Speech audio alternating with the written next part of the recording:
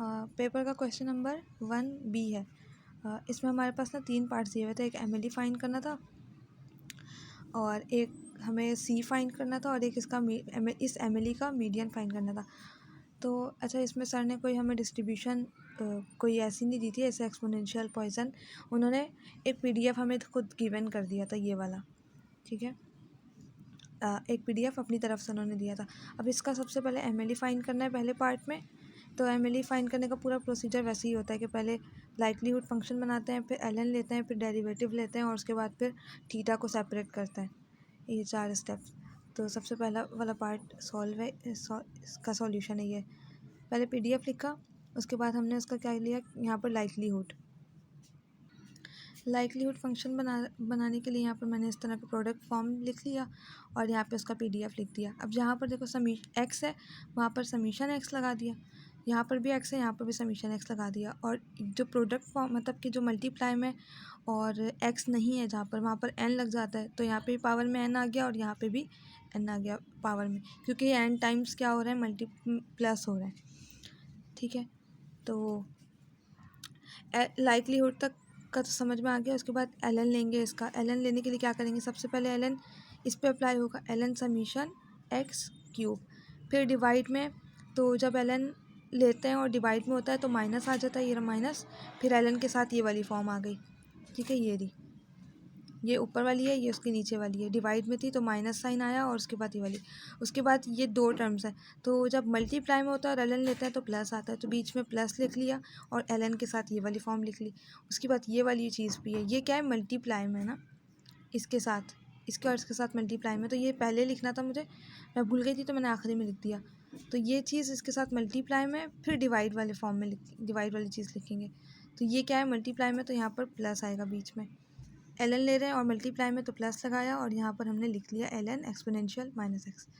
ये वाला L N exponential से कैंसिल हो गया और यहाँ पर इस पे और इस पे तीनों पे ये वाली प्रॉपर्टी अप्लाई हो रही है। एल एन ए की power B is equals to B L N A, यानी कि बी, ये भी बन जाएगा 3 एल एन समीशन एक्स, ये बन जाएगा 4 N L N summation X, यानी कि जो पावर में है वो नीचे आ गया और एल एन के साथ बेस जो भी थी वो, ये वाली प्रॉपर्टी अप्लाई हुई है तीनों जगह, ठीक है।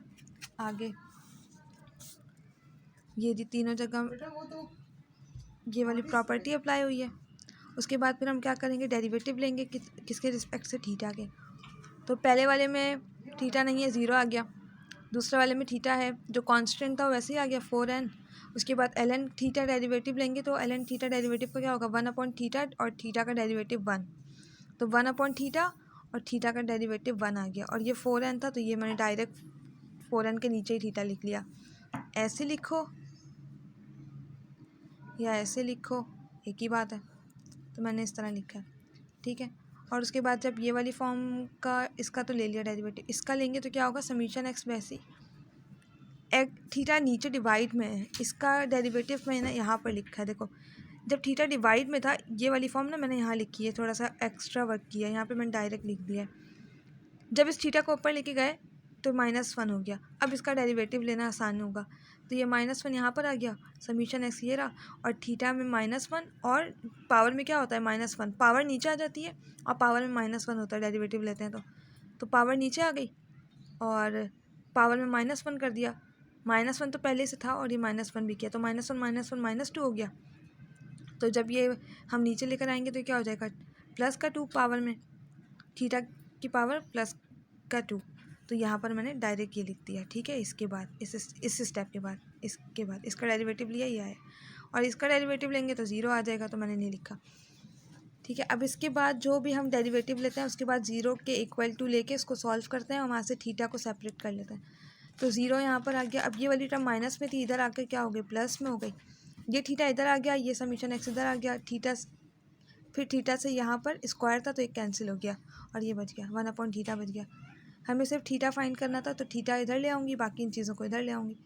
थीटा यहाँ पे डिवाइड में इधर आके मल्टीप्लाई में आ गया और 4n यहाँ से नीचे आ गया, ये रहा। अब यहाँ से मुझे सिर्फ थीटा को छोड़ना है, तो समीशन एक्स यहाँ आ जाएगा, समीशन एक्स अपॉन 4n। तो थीटा कैप मेरे पास ये आ गया, समीशन एक्स अपॉन 4n। अब समीशन एक्स और n मुझे पता है कि एक्स बार के इक्वल होता है, ये रहा। तो यहाँ पर मैंने एक्स बार अपॉन 4 लिख लिया। ये हमारा MLE पार्ट 1 सॉल्व हो गया।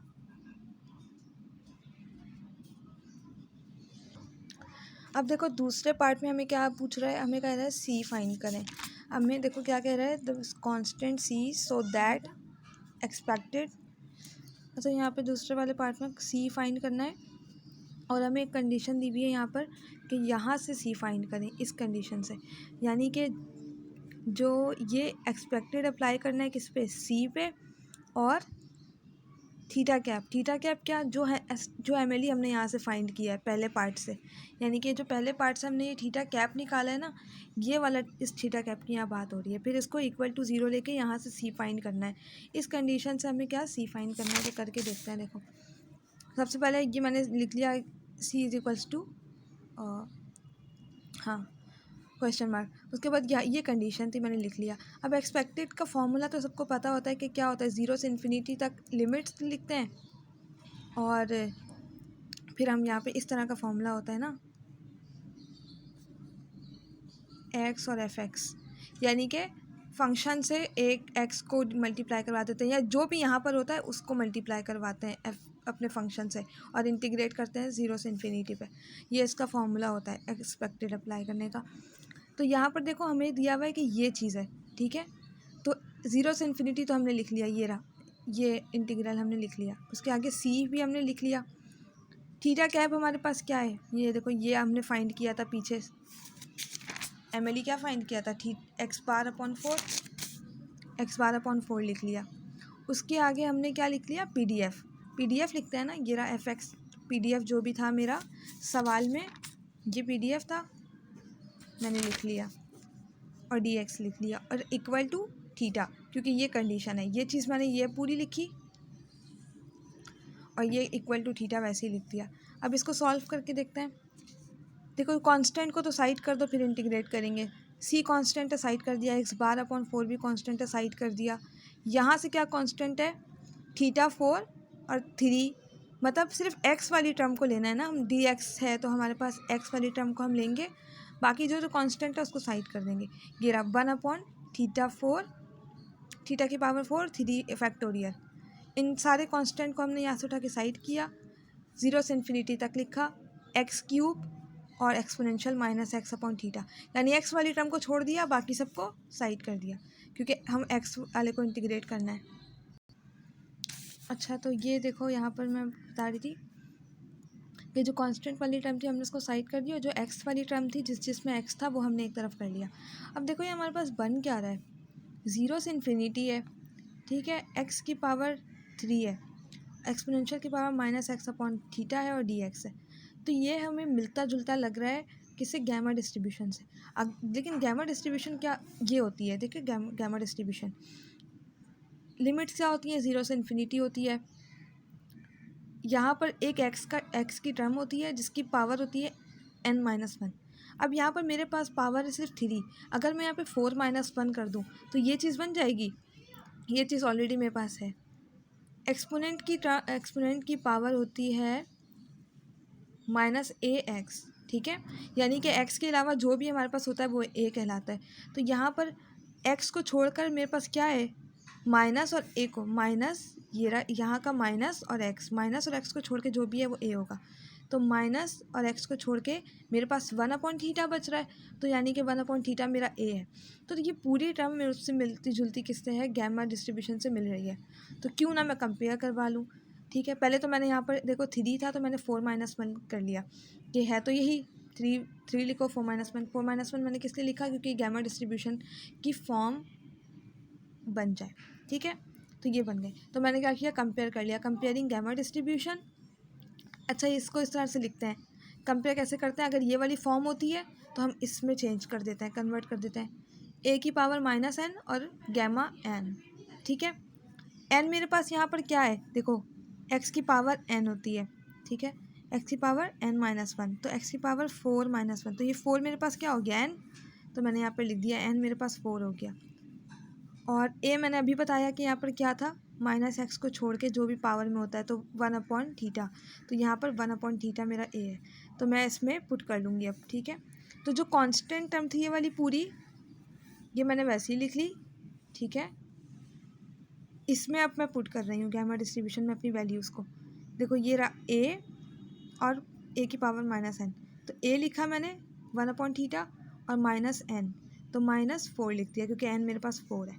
और यहाँ आगे क्या था, ये गैमा n, तो गैमा और n की वैल्यू क्या है 4, तो मैंने 4 लिख लिया। और इक्वल टू थीटा वैसे ही चल रहा है जो सवाल में यहाँ से स्टार्ट हुआ था। ठीक है, अब इसके आगे देखो सॉल्व करते हैं। ये देखो -4 1 पे भी है, -4 नीचे भी है थीटा पे, तो थीटा की पावर -4 है। जब मैं इसको ऊपर ले जाऊँगी तो प्लस का 4 हो जाएगा ना। ये देखो ये है 1/-4, तो ये मैं ऊपर ले जाऊँ तो 4 हो जाएगा, तो मैंने यहाँ पर लिख लिया थीटा की पावर 4। ठीक है, सी और बाकी कांस्टेंट चीज़ें वैसी लिखी हैं। और ये क्या हो जाएगा, गैमा जब ओपन करते हैं तो कैसे ओपन करते हैं, फैक्टोरियल 4 - 1 और फैक्टोरियल हो जाता है उसका, तो 4 - 1 का फैक्टोरियल हो गया ये। ठीक है, ये जो भी यहाँ पर नंबर होता है उसका -1 करके फैक्टोरियल लगाते हैं, तो उसको ओपन करने का तरीका होता है, पता होगा तुम लोगों को ये। यहाँ से ये θ4 कैंसिल, ये θ4 कैंसिल, फिर ये क्या है -3 बन जाएगा, 3 फैक्टोरियल, और ये डिवाइड में 3 फैक्टोरियल है, तो ये भी और ये भी cancel. cx⁻/4 equal to theta, ये बच गया मेरे पास cx⁻/4 थीटा। फाइंड क्या करना है, c फाइंड करना है। 4 यहाँ ऊपर ले गए और x⁻ नीचे आ गया, तो 4 θ/x⁻ हो गया। तो ये भी मेरा सेकेंड पार्ट कंप्लीट हो गया। ठीक है, अब थर्ड पार्ट में देखो क्या था, मीडियन। ये थोड़ा लेंदी है, तो मैं तो इसको कहूँगी कि छोड़ दो, मैंने भी पूरा सॉल्व नहीं किया, क्योंकि जो मैंने तुम लोगों को PDF भेजा था इन्फेरेंस का सॉल्व पेपर वाला, उसमें मेरे पास जो फ़िज़ा ने सॉल्व किया था ना, हम लोगों ने क्वेश्चन डिस्ट्रीब्यूट किए थे, तो वो ये वाला पार्ट फ़िज़ा ने किया था। तो फ़िज़ा ने जो सॉल्व किया था उसमें मुझे गलती नज़र आई है, वो ये कि ना उसने जब यहाँ पर इंटीग्रेट किया है ना एक जगह पे पहले ही स्टेप में, तो वहाँ पर उसने जब इंटीग्रेट करता है एक्सपोनेंशियल वाली टर्म को, तो एक्स के अलावा जो भी पावर में होती है वो नीचे आ जाती है, तो उसने वहाँ पे माइनस को नीचे नहीं लेकर आई, जबकि माइनस को भी लेकर आना था। जहाँ तक मुझे याद है कि माइनस को भी लेकर आते हैं, वेरिएबल के अलावा जो भी होता है सब आता है, तो एक्स के अलावा -1/θ है, तो -1/θ आना था, लेकिन उसने 1/θ लिया है, फिर उसी को आगे मल्टीप्लाई करवाया है, तो उसका आंसर तो मतलब सिंपल सा आया है। लेकिन अगर मैं यहाँ पर माइनस को लेकर आ रही हूँ, तो इसको जब सॉल्व करेंगे तो ये थोड़ा सा और लेंदी और कॉम्प्लिकेटेड होगा, तो मैंने इसको पूरा नहीं किया, लेकिन मैं तरीका बता दे रही हूँ कि किस तरह से सॉल्व हुआ है उसमें। ठीक है, हाफ करके बता दिया मैंने। सबसे पहले तो देखो करना क्या है, find MLE for median. Median find करना है MLE का। ठीक है, मीडियन फाइंड करने का तरीका सर ने बताया था कि जब भी पूछा जाए मीडियन का, तो ये सर ने हमें कॉपी में बताया था इस लेक्चर में, प्रॉपर्टीज़ जब पढ़ाई थी, तो उसमें बताया था कि मीडियन जब भी फाइंड करते हैं, तो जो भी हमारा फंक्शन होता है उसको -∞ से, यानी कि लोअर लिमिट होती है ना, ये -∞ से x की लिमिट होती है, ये जनरल लिमिट होती है, -∞ से +∞, तो -∞ से m, ऊपर m क्यों लेते हैं, क्योंकि मीडियन है, और हमें फाइंड क्या करना होता है, m ही फाइंड करना होता है इंटीग्रेट करके, किसको, अपने फंक्शन को, जो भी हमारा PDF होता है ना उसको इंटीग्रेट करते हैं इस लिमिट पे। अच्छा, ज़रूरी नहीं है कि -∞, अगर सवाल में कोई लोअर लिमिट नहीं दी हुई है तो -∞ लेंगे, अगर लोअर लिमिट कोई दी हुई है तो हम वही लिमिट यूज़ करेंगे इंटीग्रेट करते हुए। और किसके इक्वल लेके करते हैं, हाफ के। ठीक है, जब मीडियन की बात आ जाए, MLE ऑफ मीडियन, तो हम अपने PDF को इस लिमिट पे, यानी कि नीचे लोअर लिमिट और ऊपर m, अपर लिमिट चाहे जो भी दी हुई हो सवाल में, ऊपर m ही लिखेंगे जब हमें मीडियन की बात करें, और लोअर लिमिट सवाल वाली लेंगे, और जो भी PDF होगा वो लिखेंगे, और फिर इक्वल टू हाफ लेके उसको सॉल्व करेंगे, और फिर m की जो भी मतलब आंसर आएगा उसका वो हम फाइंड करेंगे। तो बस इसमें भी यही काम करना है। तो अगर ये पूरा ना भी कर सको तो इसको स्टार्ट कर देना। ये जो पहला पार्ट और दूसरा पार्ट है ना, ये दोनों बिल्कुल कर लेना, क्योंकि मुझे जहाँ तक लगता है कि हमारे टाइम पे आया था, और ये मुझे लगता है आएगा ये सवाल, तो ये दोनों तो पक्का कर लेना। बाकी मीडियन वाला भी मैं बता दे रही हूँ प्रोसीजर, इसको खुद से प्रैक्टिस कर लेना आधा। ठीक है, मैं बता दे रही हूँ कैसे हुआ वह सॉल्व। तो देखो हमारा PDF क्या था ये, और सवाल में हमारे पास देखो ऊपर मैंने लिमिट क्या ली है, अपर लिमिट m ली है, लोअर लिमिट मैंने 0 क्यों ली, क्योंकि मेरा जो सवाल था ना उसमें देखो लोअर लिमिट सवाल में दी हुई थी 0, लेस देन का निशान है ना, तो लोअर लिमिट क्या हो गई 0, तो मैंने यहाँ पे लोअर लिमिट 0 लिया। अगर नहीं होता 0 तो फिर मैं माइनस इन्फिनिटी ले लेती, तो 0 ले लिया। PDF लिखा मैंने, dx लिखा, डेरिवेटिव ऑफ x, और उसके बाद इक्वल टू हाफ लेके अब इसको सॉल्व करना है। देखो जो चीज़ कांस्टेंट थी मैंने उसको हटा दी, इंटीग्रेट करना है x वाली टर्म को, तो x वाली टर्म एक ये वाली टर्म थी और एक ये वाली टर्म थी, मैंने लिख लिया और dx लिख लिया। अब देखो ये uv बन रहा है, और जब इस तरह की टर्म बन जाए ना कि दो टर्म्स हो और दोनों में x हो और उसको इंटीग्रेट करना हो, तो यानी कि वो बाई पार्ट्स लगता है फिर वहाँ पे, ठीक है। तो यहाँ पर भी ऐसे ही हो रहा है कि इस वाले को तो हटा दो, ये जो कांस्टेंट है ये वैसे ही चलेगा पूरा आंसर तक, ठीक है। फिर अब इसमें ना बाई पार्ट्स लगाओ। बाई पार्ट्स का फॉर्मूला देखो मैंने यहाँ लिख दिया है। यू भी पहले हमारा जो यू भी होता है हम उसको वैसे ही लिखते हैं, फिर इंटीग्रल वी का और यू का डेरिवेटिव लेते हैं, यानी वी का इंटीग्रल लिखते हैं माइनस के बाद और यू का डेरिवेटिव लिखते हैं। तो यू मेरे पास क्या है, एक्स क्यूब, उसका डेरिवेटिव लेना है यहाँ पे। तो देखो यू मेरे पास क्या था, एक्स क्यूब, मैंने यहाँ साइड पे रफ वर्क किया है। यू मेरे पास क्या है, एक्स क्यूब, इसका डेरिवेटिव लेंगे, मुझे डी यू चाहिए ना, यहाँ पर देखो डी यू लिखा हुआ है इस फॉर्मूले में। 3x स्क्वायर हो जाएगा, पावर नीचे और पावर में -1, तो 3x स्क्वायर हो गया, ठीक है। Sorry 3x square. अब क्या लेना है, इंटीग्रल v का। v मेरे पास क्या है, एक्सपोनेंट -x/θ, तो v क्या हो गया, इंटीग्रल एक्सपोनेंशियल की पावर -x/θ। तो इंटीग्रल जब इसका लेते हैं तो क्या होता है, ऊपर वाली वैसी टर्म आ जाती है और ऊपर वेरिएबल को हटा के नीचे पूरा वैसे ही जो भी टर्म होती है वेरिएबल को हटा के वो आ जाती है। तो x को हटा के नीचे ऊपर क्या हो रहा है, -1/θ, तो ये पूरी, तो ये इंटीग्रल आ गया। तो ये दोनों आ गए फॉर्मूले के, तो मैं इस फॉर्मूले में पुट कर देती हूँ। देखो यहाँ पे जो कांस्टेंट था वो वैसे ही लिखा, फिर मैंने यू भी वैसे ही लिखा, फिर माइनस लिखा फॉर्मूले का, फिर मैंने इंटीग्रल का, अच्छा ये नीचे वाले स्टेप में सॉल्व किया, ये मैंने इसको पुट किया इस फॉर्मूले में, इसको यू वी को, ये वाले में देखो ये कांस्टेंट वैसे ही,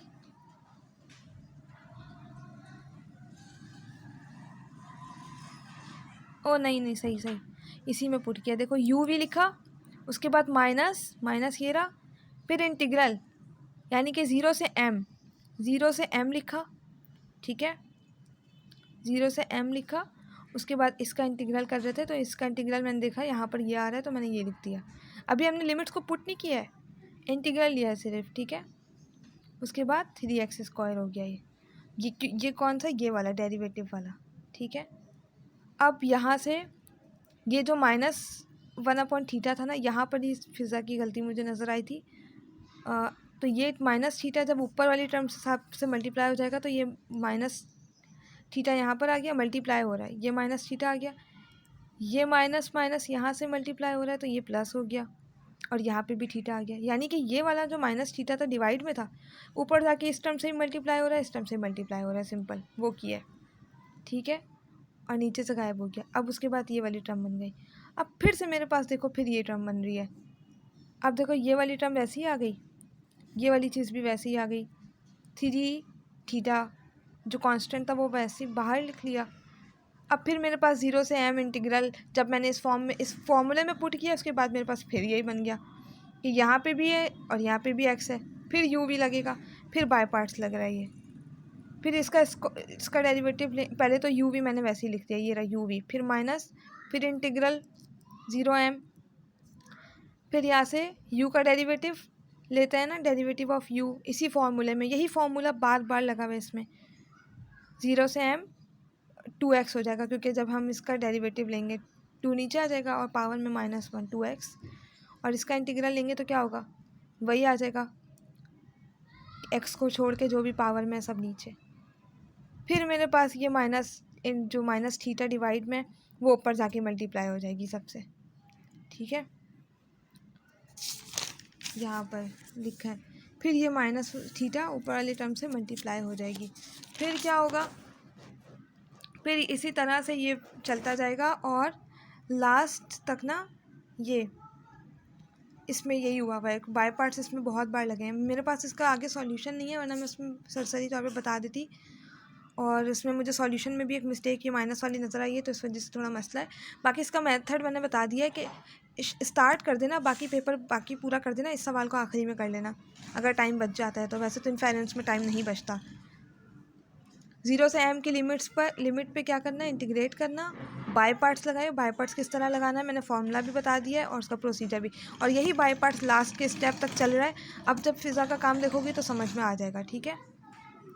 बस इसमें और कुछ खास नहीं है। बाकी इसके अलावा कुछ पूछना हो तो मुझसे पूछ लेना, इसमें भी कुछ मसला हो तो पूछ लेना। इसके आगे वाले में सॉल्यूशन में बस माइनस प्लस की मिस्टेक होगी, क्योंकि ये वाला जो मैंने मसला बताया है नीचे माइनस का, ठीक है। बाकी तो बस इसके जो 2 पार्ट्स हैं स्टार्ट के वो पक्का कर लेना।